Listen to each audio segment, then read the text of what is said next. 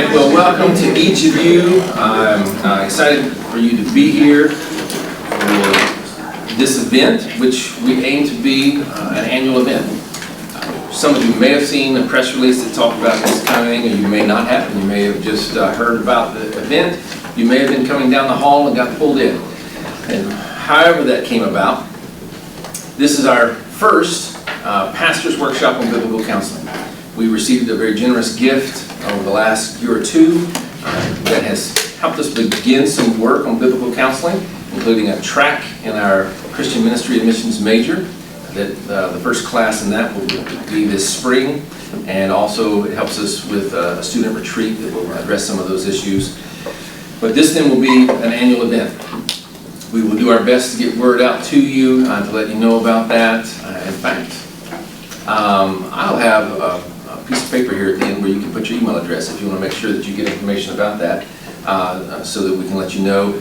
Our aim is to have a resource for pastors in our area to learn more about this opportunity, this discipline of biblical counseling. And each one you can come. There are people here now, because I know almost all of you, at different levels of engagement with biblical counseling at this point, and that's great. We want this to be a resource for pastors as they think about the practical work of pastoring. So that's our aim. And we are blessed today, for our first of these, to have as our speaker Dr. Brad Hambrick, who is a Union alum, I'm glad to mention.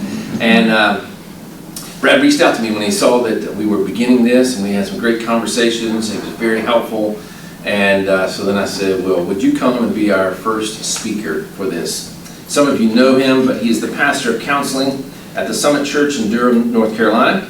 He also serves as assistant professor of biblical counseling at Southeastern Theological Seminary. He's a council member of the Biblical Counseling Coalition, and he's written several books on this topic. One of them is here. So for each of you who are here, we have two books for you, and you can pick them up on your way out. One is by Dr. Hambrick, and the other by Michael Inlet. Both of these were recommended to us by Dr. Hambrick. He's going to mention them along the way. So just feel free to pick up a copy on your way out. And you can let other people know about this. Our aim, again, is to try to be a resource, to help to you and the ministry that goes on. So let me lead us in prayer, and then we'll hear from Dr. Hambrick. Father, we thank you for the opportunity to come together, to listen and learn, think together. We thank you for your church. We thank you that in your plan you did not first of all, leave us to ourselves and our sin.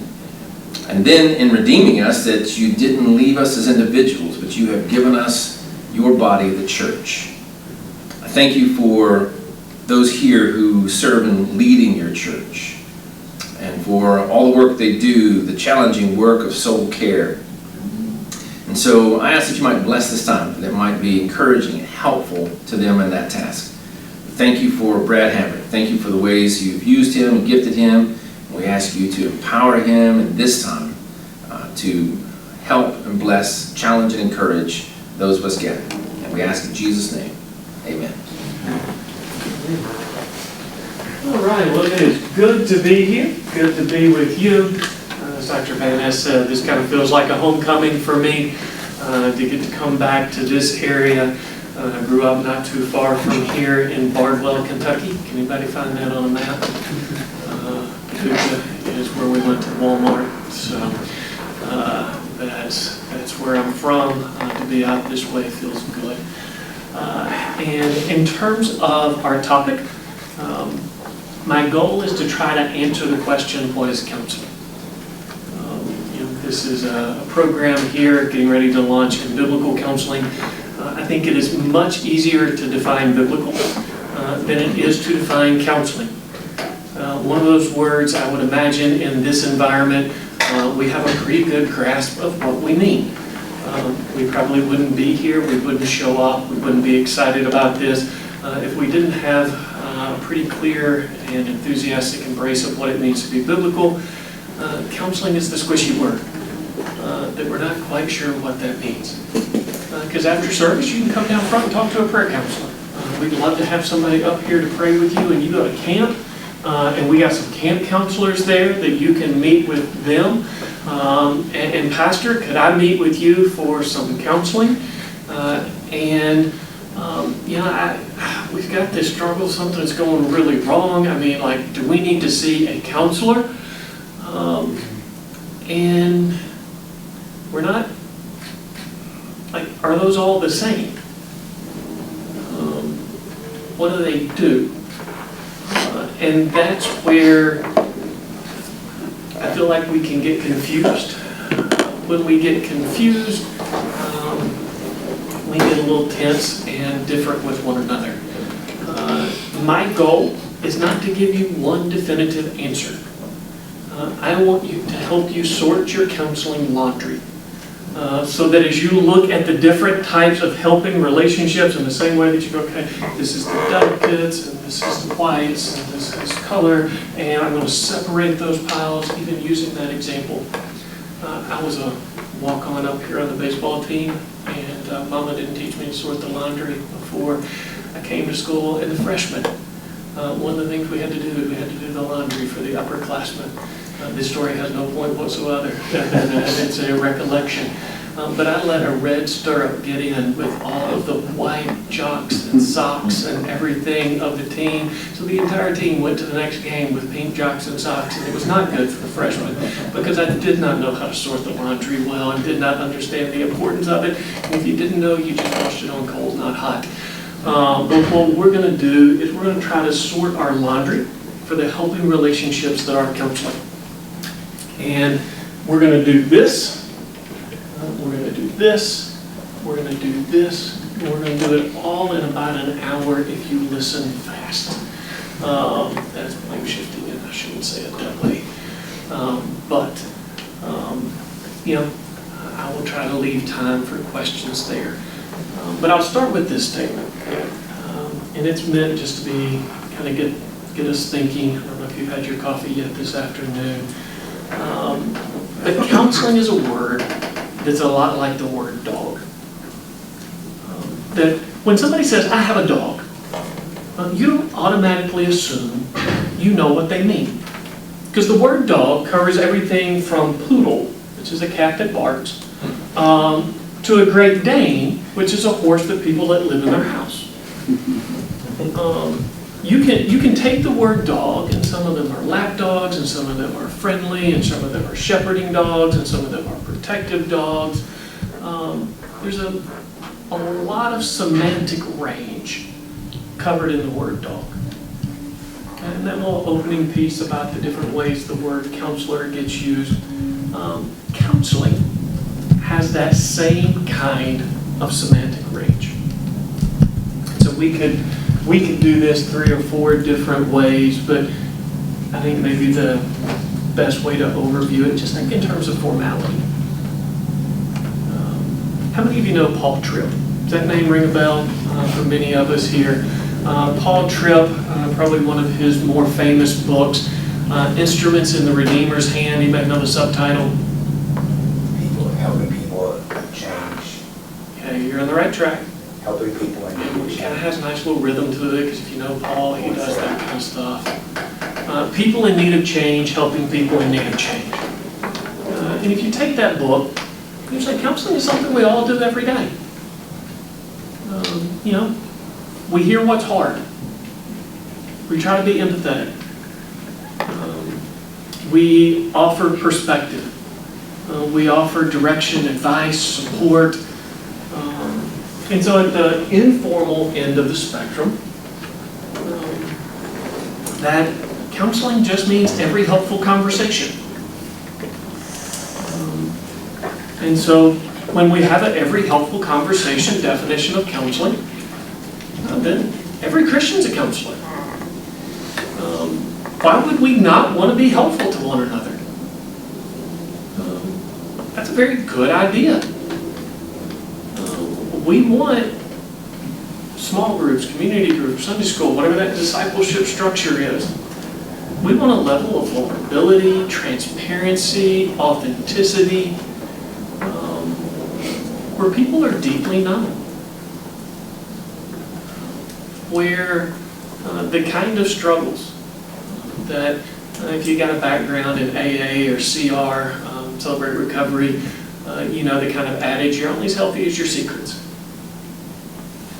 That church ought to be a place that we're known, and that the haunting power of a secret gets dissipated because it's a spot where we can be honest.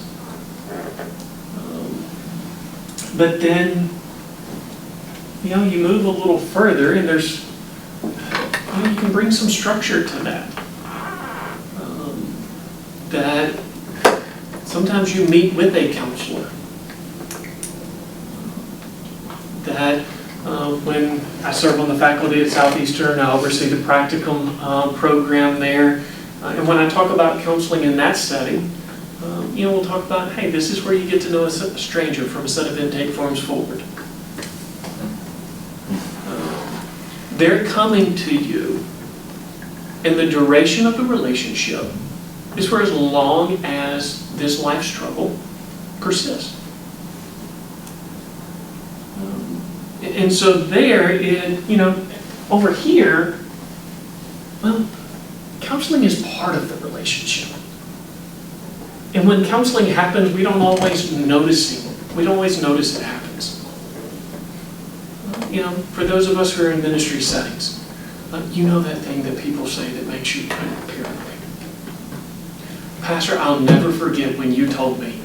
And we're like, what did I say? But there was just this conversation where I was talking about something that was hard or confusing, and I'm just hoping they remember it correctly.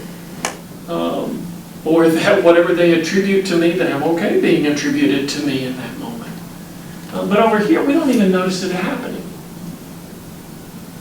And then there's, again, where we meet by appointment, and then you have like somebody that this is their career.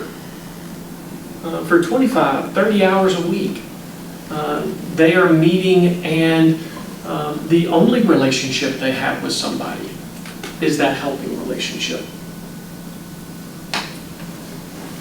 Here's a premise that I will lay out there. I'm the kind of person, I will share my opinions. They often come across as if I think they're facts. You feel free to agree or disagree. I will be self-disclosing with those things that we're like, how do I weigh this? If we look across a spectrum like this, my contention would be, there's no Jesus spot on the spectrum.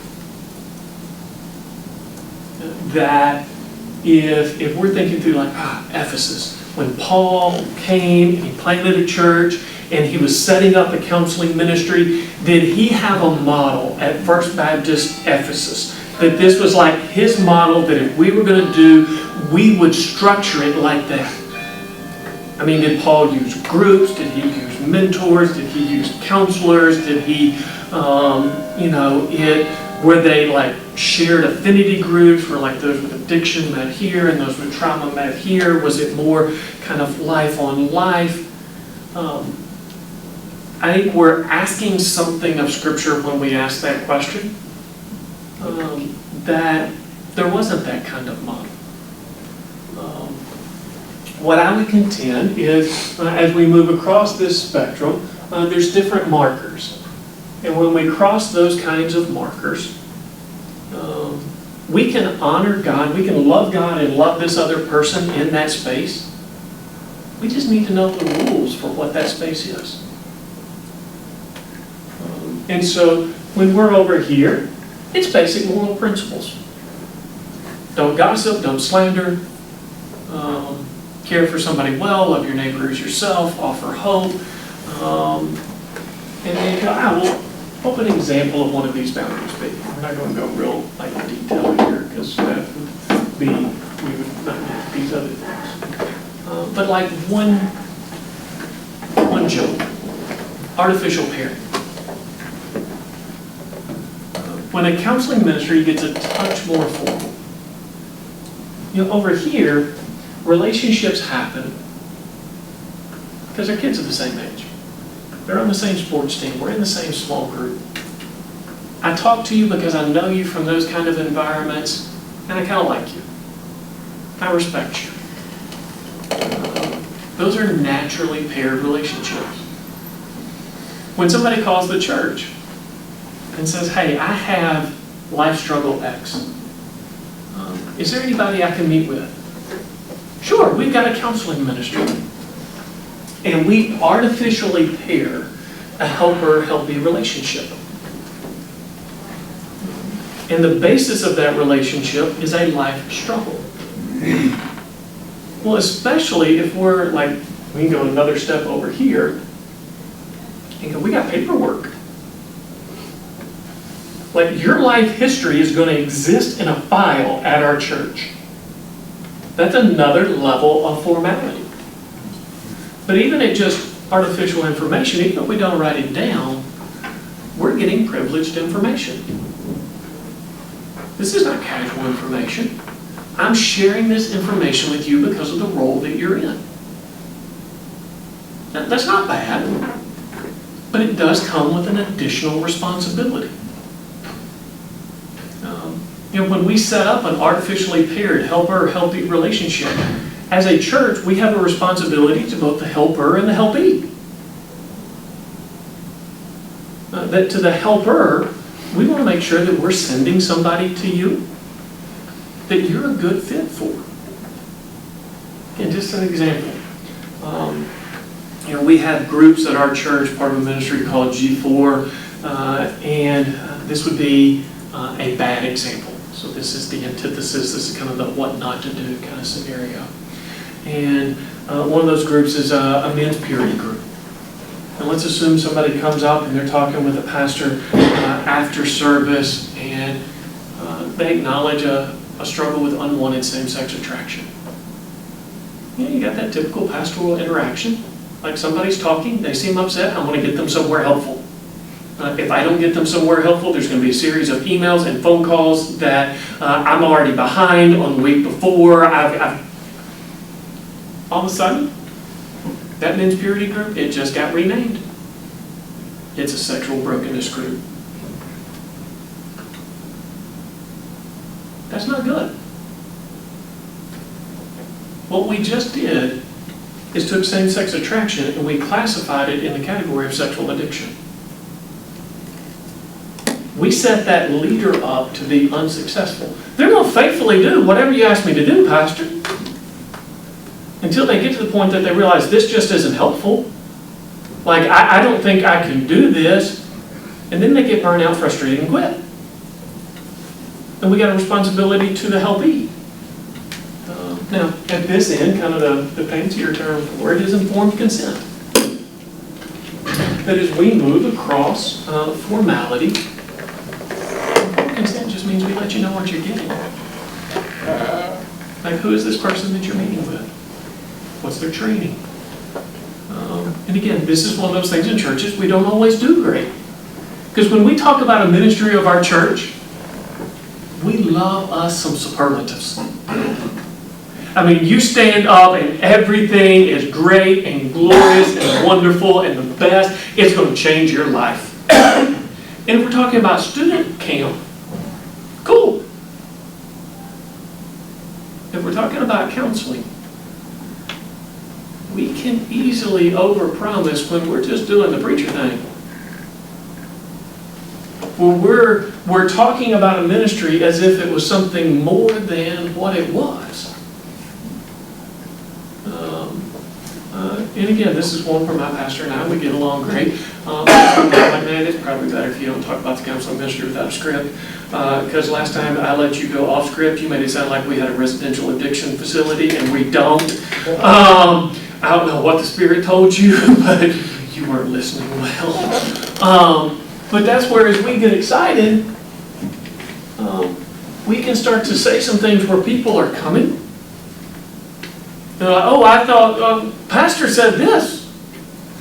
And we didn't do a great job with our informed consent. And so, big idea that across the spectrum of formality, we could do the same thing with the level of expertise. We could do the same thing with jurisdiction. But it exists on a spectrum. We look at that spectrum and we say, hey, we can love God and love our neighbor, at any spot on that spectrum, we need to know where we are so that we can play by the rules of that and honor this person in front of us on the basis of that. So as I talk about other things, that would be one piece here. And what I find when I hear a lot of the debates that exist around counseling, it's because people have their preferred spot and they act like that is the best and only way to do it. So you get somebody who just loves this spot over here. That's great. But again, they begin to talk about like, none of this other stuff. Or you got somebody over here and they're like, you got to be really leery of this stuff over there because, and it's like, if we knew what each spot did well, and we could affirm that. Because if we think about it,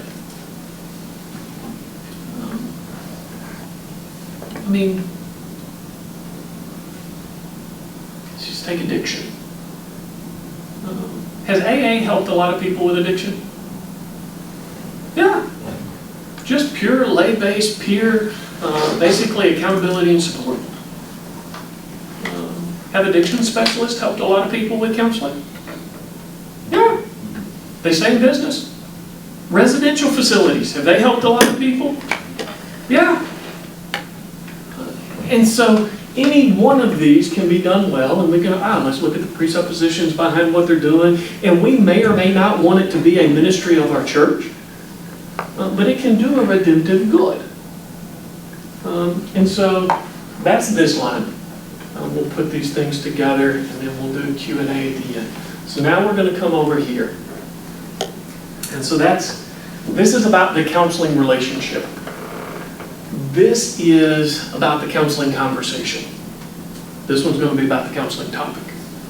Okay? So relationship, conversation, topic. Over here, I'm going to pull from my old buddy, Yogi Berra. I'm not that old, but I like him. He kind of famously went to a pizza shop there in New York, and the guy asked him, he's like, hey, you want this pie? And 4 slices or 8? And Yogi said, better make it 4. I don't think I could eat 8. It's the same pie. You can slice it any number of ways. I'm choosing the number 4. There's no magic in 4. It's not exhaustive. It is just an example. And so what I'm going to do is lay out 4 different kinds of counseling conversations. As I do that, I'm going to say, hey, there's 2 of those that tend to be our sweet spot in ministry. And there's 2 of these that we probably look at and go, I'm not necessarily against that, I'm just not sure I do that. And want us to see the good in that as a whole. So, area 1,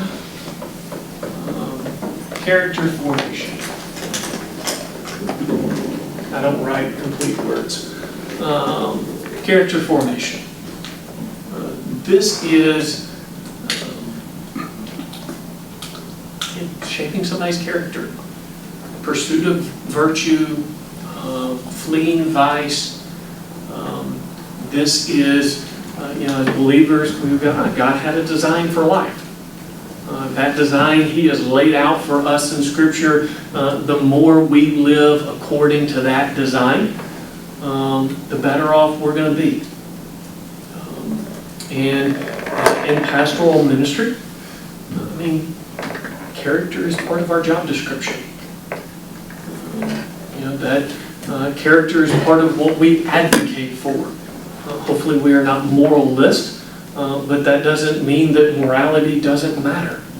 That if nothing else, then the absence of that awakens us to our need for the gospel, that a lot of our derivative life problems we can look at and go, hey, it comes in here. Now, one of the books that I recommended, and this just so you remember to come pick it up, this one here on camera, Sinners, Saints, and Sufferers by Mike Emlet. What I really like about his book is he says, hey, even in this area, there's things that we are responsible for. There are things, suffering that happens to us. There are struggles that emerge from our sense of identity. and that's, sinner, sufferer, saint. Basically what he's saying in the book is the gospel speaks to all of those things. It just speaks to them a little bit different. For sin, the gospel offers forgiveness. For suffering, the gospel offers comfort. That for your identity, the gospel reminds you of who you are in Christ. Adoption, child of God. And different life struggles that we face, if we go back to kind of sorting our laundry, can fit in here. And being in a ministry setting, I think most of us, I hope so, would look at it and go, I love doing that. That is a sweet spot for me. Now this next one may not initially feel like as much of a sweet spot, and I'm going to try to convince you it is. There is narrative reframing. That sounds like a fancy term, but there's some things that we have a hard time put off, put on, thinking change, kind of that modality. There's some things that are hard, and we look at a friend and we say, hey, this side of heaven, they don't always get made right. And so we'll talk about a creation, fall, redemption, glorification kind of paradigm, and we try to build a narrative around the hardship that gives it meaning, that builds a sense of resiliency, that boosts morale to persevere in the midst of something that is hard. That's a narrative reframing kind of conversation. We can't change the it. The it is chronic, if you will. But we can reframe the context in which that happens. And so, hopefully this won't be where my son's former coach hears this, but one of my kids, nameless just in case they hear it, had a coach that was kind of a jerk. And wasn't much we could do about that. And so we were having a conversation about, son, you're always going to have hard people in your life. And this stinks. I don't think you're doing anything wrong here. I don't think that, again, you don't know me, but like, if you're being a knucklehead as my kid, I'm going to tell you you're being a knucklehead. You need to knock it off. But in this case, it would have been my other one that would have been the knucklehead, not this one. It's like, man, this is going to be a chance to learn how to persevere in those kinds of situations where you're doing the right thing, but it's still hard. And so I'm narratively reframing, trying to give this meaning and value for a situation that I can't remedy. I mean, if I go talk to the coach, that only makes it worse.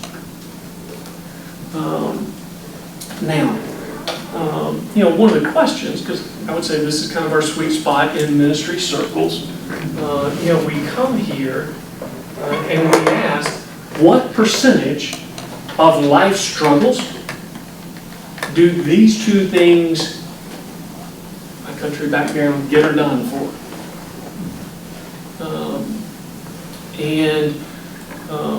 The only caution I'll lay out there, because if you put a number on it, like even if we picked a number, if we picked 70% or we picked 30%, the person in front of me, they're not a percentage. So in that sense, when it comes to counseling, I never talk to a subject. I only talk to a person. So I've never talked to depression. I talk to people for whom depression is part of their experience. And so when we come to like a percentage, that even if I think I'm majority right, I would be right 7 times out of 10. That doesn't mean you're not in the 3.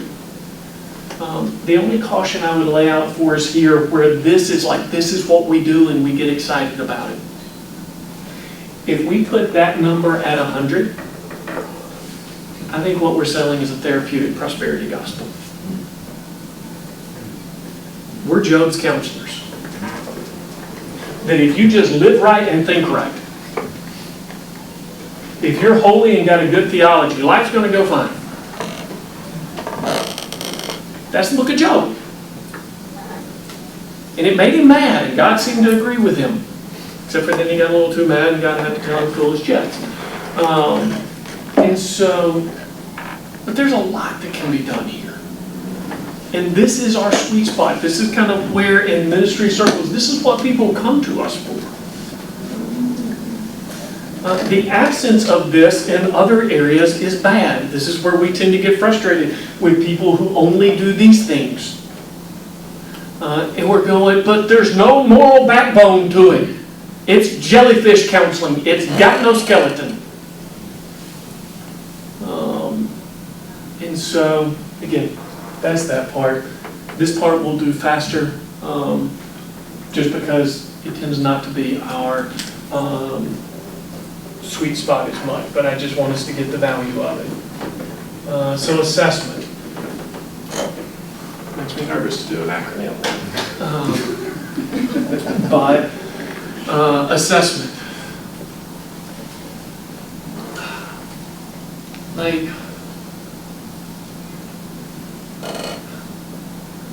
when a friend comes back from being overseas in war, and their temper's bad, and they highly overreact to events, is that anger or is that trauma? Is there a difference? That when somebody is sad because we've all been isolated for the last year and a half, is that depression or is that sadness because of deficient socialization? When a kid isn't behaving the way that we think that they should, is that a developmental challenge? Is that just classrooms aren't made for young boys? I mean, I've got 2 of them. We ask that question a lot. Like, what part of just being in rows and listening to somebody talk, it just didn't fit a little? Is that like developmental?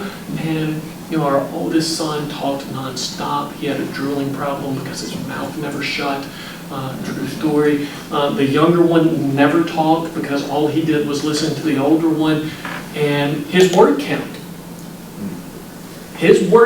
to age was off. And the doctor came and was like, I think your son may be autistic.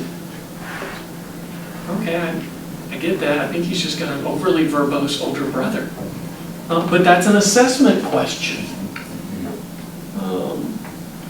And a part of counseling is how much of this is normal.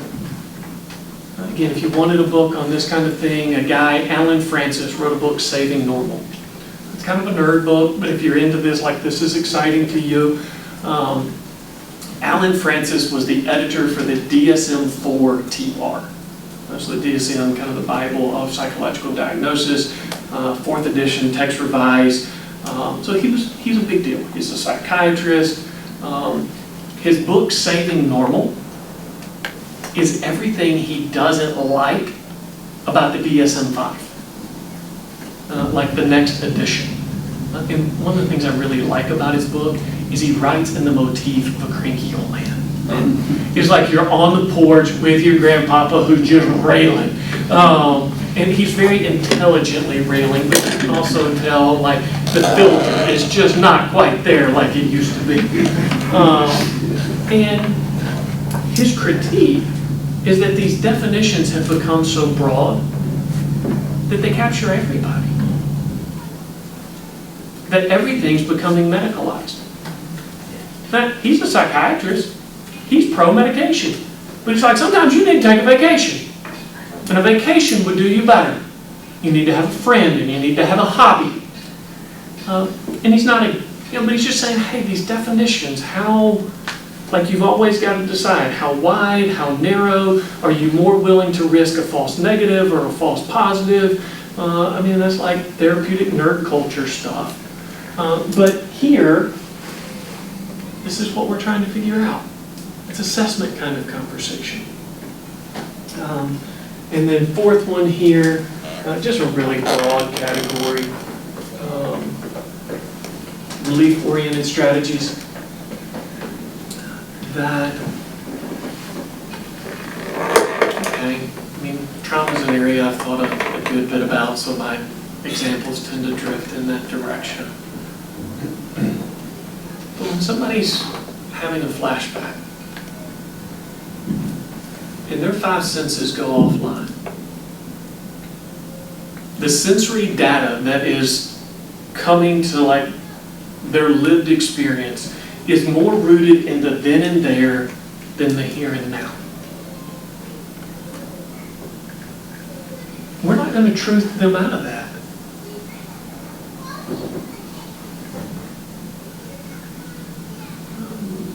That what do we do to help that person stay grounded in the here and now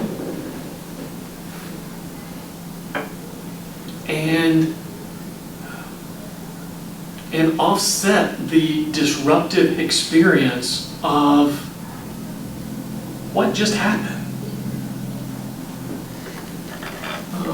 That when somebody's recovering from an eating disorder and they have so nutritionally deprived themselves that their body revolts to normal nutrition.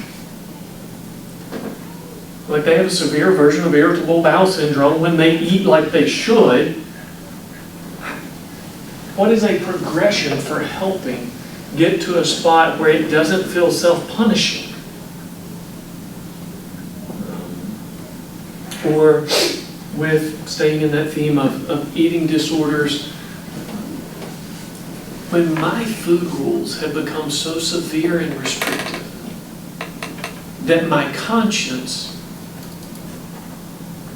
lashes me for healthy. How do we, like, what kind of things do we do? And some of this would be helpful. And so when we talk about counseling, often, again, more things in church tend to be the end of the spectrum. This is our sweet spot. And honestly, if more of us just had a broader base of friends that we were more honest with, and we were vulnerable enough to let these things take root, it would make a world of difference. And the good that could be done is immense. I think there are also some places for these kinds of things, which pushes us over here. So we did relationship, we did the conversation. What about the topics? And even before I put anything up here, you'll notice this is a Venn diagram. You may not have immediately had Venn diagram because most of us, it's been a while since we were in school. I wouldn't know Venn diagram if I wasn't still in school as like the teacher kind of person, and we do these things. But this is where, you notice the circles overlap. We like it when the circles don't overlap. Because if the circles don't overlap, then things are neat and tidy and clear. Yeah. And that's awesome. Because if you can tell me it's this, then great, I can do something with it. It's this, but it could be that. I mean, we've all been to the doctor when we've got a little something wrong and they're trying to do the whole differential diagnosis thing, and it just drives me nuts. So I'm going to be a little annoying here. Have mercy with me. And so when people come to counseling,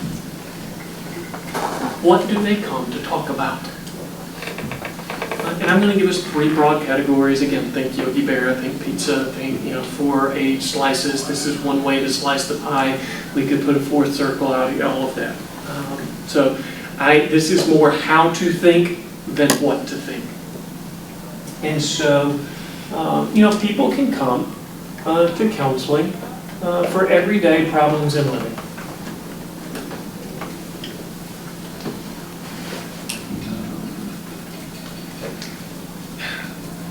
Pastor, I'm just stressed out. What are you stressed about? I'm about to go bankrupt. All right, we need a budget. And in that case, anxiety is not rooted in a chemical imbalance. It's rooted in a bank imbalance.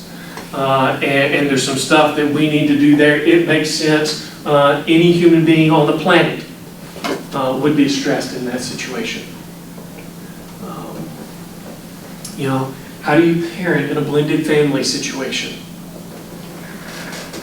Where the bonds between parent and each child are older and more enduring than the husband and wife in the household, and you're managing those kinds of dynamics. A people pleaser who can't tell anybody no, and so they say yes to 250 hours worth of good activity on any given week, but they only get a 168-hour week to live it in, and so they're exhausted and they still don't feel like they're getting it done. Problems in living. Then we can have meanings of life type issues.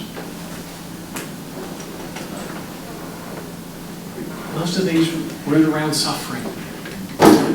When we ask those great big questions that are somehow rooted and summarized in the why.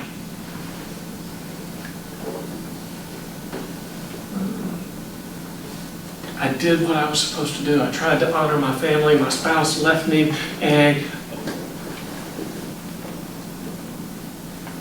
why? How? Midlife crisis. Hey, I did what I was supposed to do. I achieved all of this kind of stuff, and I realized what I was striving for just isn't like, what am I doing? Grief. That spot where it feels like heaven's got a hostage. Like there's this person that I love, and like it used to be me and them, and we would pray together, but now I feel like when I pray, God is between me and them, and those kind of meaning of life style things. And then, we can come and there's mental health concerns. And it's a real category. That again, if my contention, if we deny this, then we're doing a prosperity gospel here. David Pallison. For the people who overemphasize here. David Pallison, he would say there's this modern psychological proverb that genetics load the gun, environment pulls the trigger. And if you listen to just the secular research on things related to counseling, we're physiologically predisposed, we go through difficult situations, those two factors kind of combine, boom, then you have this. And his thing was like, where's the person? Like there's an active human agent making choices and meaning of what's going on. I think inside the church, we're usually less disposed to that, but we're more disposed to like, if I do this and this, then I don't have to worry about that. Again, this is one where different context, but I had a counselee, actively suicidal, several other major life challenges. It was one of the occasions when we had to call the authorities. Like so-and-so attempting self-harm. I mean, it was bad enough. This person, we had a long working relationship. They came in just to tell me goodbye, and it wasn't my fault. They didn't want me to feel bad. Eerie conversation. So I make the phone call, and they find the individual in their disrupted state. They got it in their head they couldn't complete the deed until I was eliminated.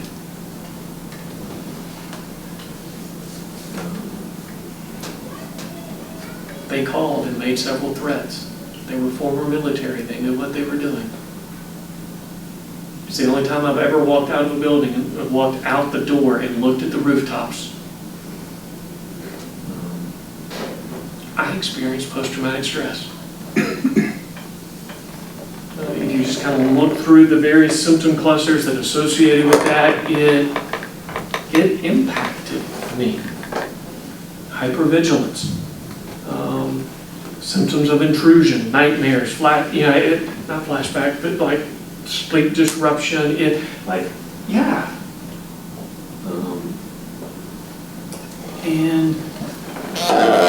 And so all of these, and things exist in between here. And some things, they could be in any of the places or they could be in here. And the frustrating thing is that even if the causative element is in one of these places, they tend to leak into the others just as life happens. And so,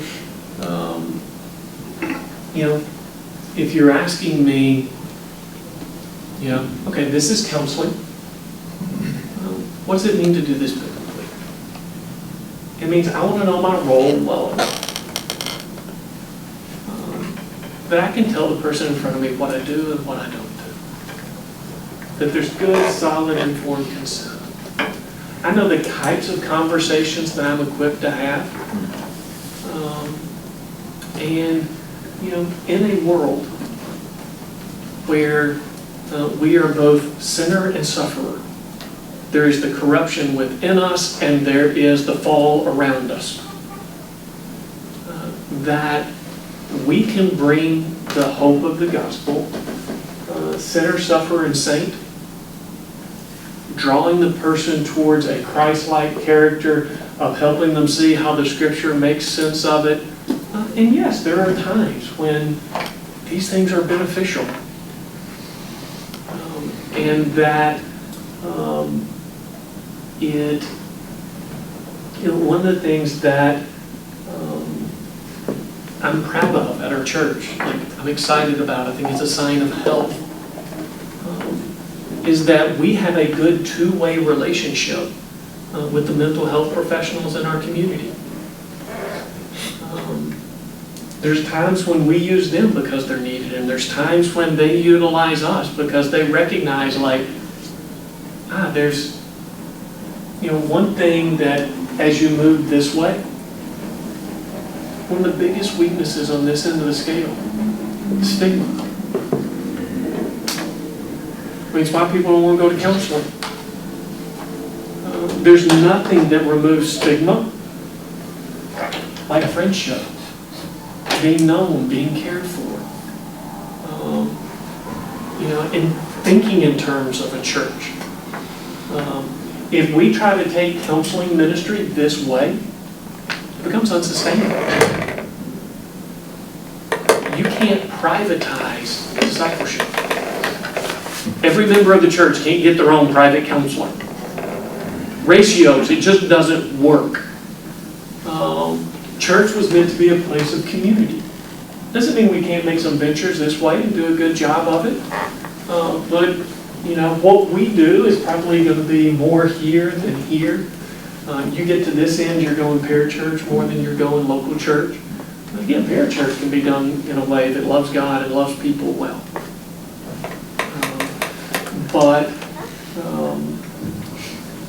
So that is my attempt to help us sort laundry on the question, what is counseling? What questions do we have?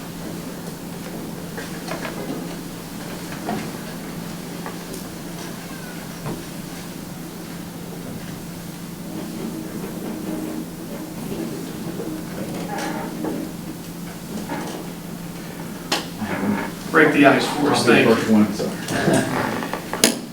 In a local church setting, terminology a lot of times now is coaching is a huge thing. So what is your definition, and someone asking different terminology between a a counselor and a coach in a biblical sense? I don't know that there's a biblical difference. Okay. Because in both, we're just talking about a helping relationship. And the nomenclature that we have in 21st century Western civilization of different flavors, varieties, species of helpers, just wasn't there. And so coaching is becoming a more popular term because of the liabilities that come with using the term counselor. Especially when, we use the term informed consent. Changing the nomenclature from counseling to coaching can be a form of that. At Summit, where I serve, we have ministries kind of across the spectrum. And so our groups ministry, we call that groups. We have a premarital ministry. Our church is weird. We're 30 to 40% young professional and college student. So we're prime, getting married season of life. We might have 200 couples get married a year, engaged. Again, because we're a college town.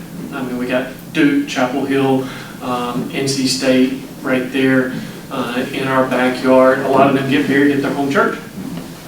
But we're still the church that handles their pastoral care, so we do mentoring. Mentoring would be another term. And counseling is not a word that anybody owns. Now, people may own the licensure term, and that's why if somebody's like, are you a professional counselor? No. Do you counsel as a profession? Yes. Oh, that's confusing. But the P and LPC, licensed professional counselor, I want to make sure people understand that's not what I am. What I do is ministry-based care.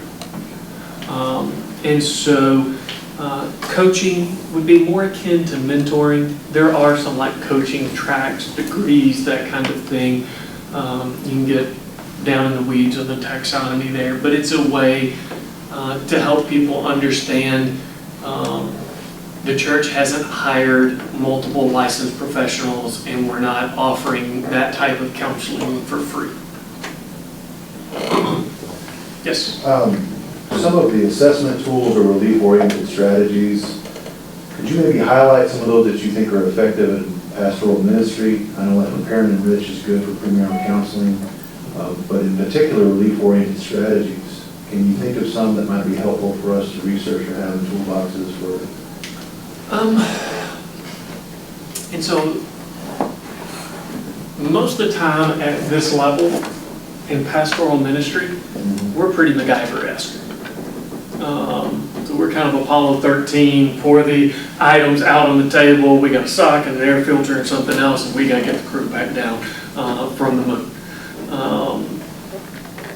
And so there, it might mean getting to know your community. One of the reasons I said I do quite a bit in trauma is when I was in Augusta, Georgia, we had a military base right there in our backyard. And so there was a higher density of cases for which trauma was either the primary or a contributing factor in play. I got to know that better. In various communities, what are the leading struggles that you face? Some of it also has to do with your pastoral schedule. In pastoral ministry, I think it's fair to say we're always balancing the 99 and the 1. I have flock responsibilities and I have sheep responsibilities. And every sheep is a part of the flock, and I have both. These tend to be time consuming. They're ongoing relationships. It's usually not just dropping a little knowledge or, here it is, and fix it. Another, I won't go there. And so, I think for different ones of us in different communities, for some of us it's addiction. For some of us it's there, but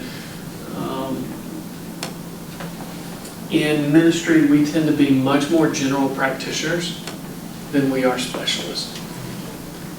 And the more detail that you get here, the more you're becoming a specialist. So unless your position is devoted to counseling, and even within that counseling, if you get to know the professionals in your community, and one of the questions I ask to get to know them, say, are you more of a general practitioner or a specialist? Some of them will say, oh, I'm a general practitioner. And a few of them, they'll go, now this is really kind of what I do. But in ministry, our pastoral care tends to be more general practitioner.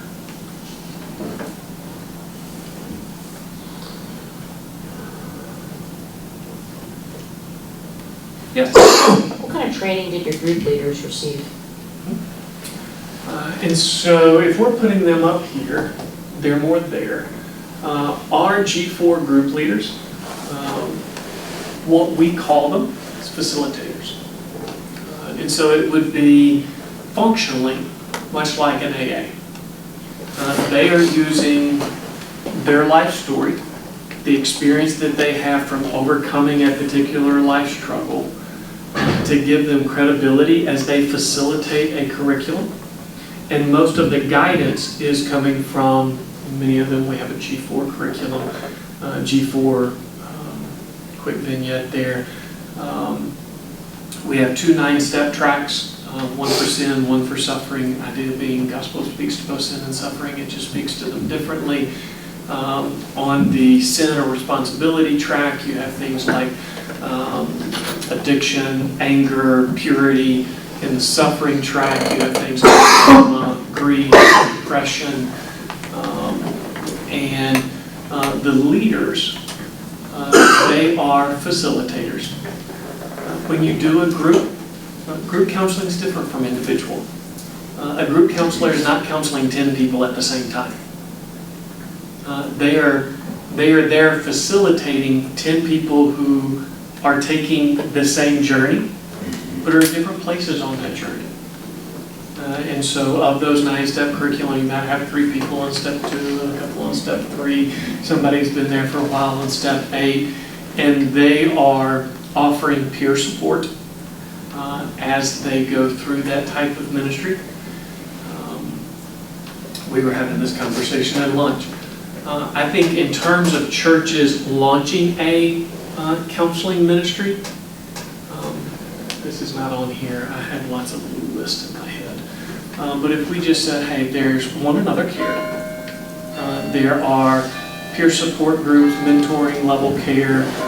There's traditional lay counseling where we're still getting to know a stranger from a set of intake forms forward, but we're doing it with a certificate level training. You have professional counseling, you have specialists.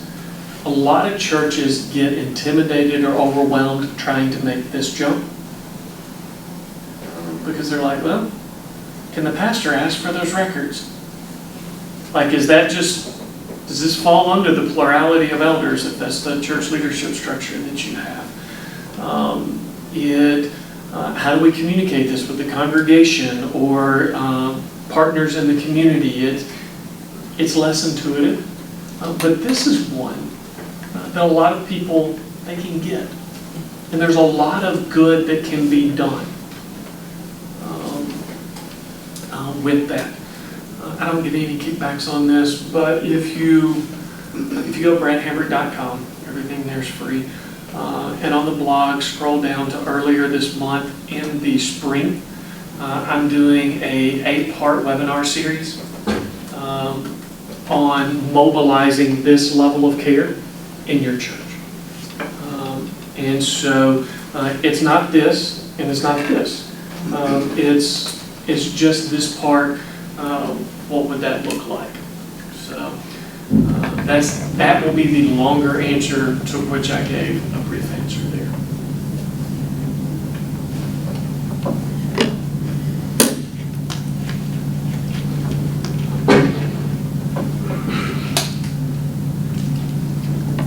Other questions?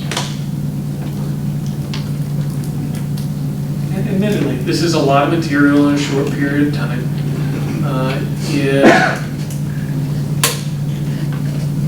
Allowing you to get to know me and kind of parsing some of this out. Some people, when they do this kind of work, this is my sweet spot, this is where I want to live, this is what I get excited about. I'm just not territorial about it. I think there are redemptive, God-honoring goods that can go on here and here. These are the things that I do in ministry. I have a supportive role here. If we just, like, too often, this is where, maybe one more thing, and then we're at a spot where we probably need to honor folks' time. I don't like the word referral. I don't like it because I'm against it. I don't like it because I think it's a very bad visual. Because when we say referral, it's almost like the baton in a relay race. And I'm carrying this as far as I can, and now you got it, go with it. And I hand it off to somebody else, and they run. And in that metaphor, to the person who's the baton, which is a horrible way to think of it, it's like, come back when you can be better. That's icky. But over here, where I'm like, I'm just not the best helper. Let's add somebody to the team. And again, over here, there's times where presuppositionally, I'm not crazy about what's going on. Pastorally, I can help reframe something that is helpful, but I wouldn't want to preach from the pulpit. Again, another statement, I said this was the last David Powlison. The guy how many of you know of David Powlison? He's since passed away. There's a statement that he made that it's in his little book on sanctification. It's been very helpful to me. At least I think it's been helpful. I'm paraphrasing, but I'm getting pretty close. He said, counseling imbalances truth for the sake of effectiveness. Theology balances truth for the sake of accuracy. So I think that's beautiful. That if I've got two counselees, one of them's prideful, one of them's insecure, I'm going to emphasize very different things in those two sessions. And I'm going to imbalance truth, hopefully in an honoring, respectful way with both. But if you heard the same thing, you'd be like, that counselor's a hypocrite. I'm going to imbalance truth for the sake of effectiveness. When we stand behind the sacred desk and we preach, we want to balance truth for the sake of accuracy. And that's where there's often this tension between counseling ministry and pastoral ministry. Because when I'm a counselor, I don't have a congregation. I got a series of counselees. In theory, my counselees don't talk to one another. As a pastor, you got a flock. And they do talk to one another. And whatever we say to this person is precedent for what we say to that person. And the mindset is different when you have a congregation versus a collection of individuals. So there may be something that's helpful here that wouldn't necessarily be great to preach or teach from the pulpit. And we do need to reframe it. We do need to help them eat the fish and spit out the bones. But the benefit is worth it because it helps them function in a way that they were struggling to function before.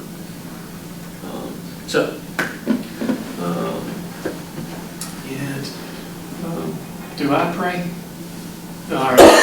So I'll hang out if there's more questions, but we're a little past the time we said we were going to go, and y'all have other responsibilities, I appreciate you devoting this time to being here.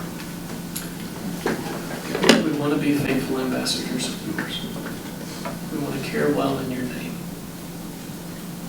We want to represent your agenda in people's lives. We want to see people flourish in the ways that you designed them to be. Where the work of counseling encompasses that kind of space. It's hard, it's messy, because we live in a broken world as broken people. But I thank you for those that are here that are willing to get messy. Help us not to make things neater than they are. Help us also to be effective. We want to see your people flourish. In your name we pray.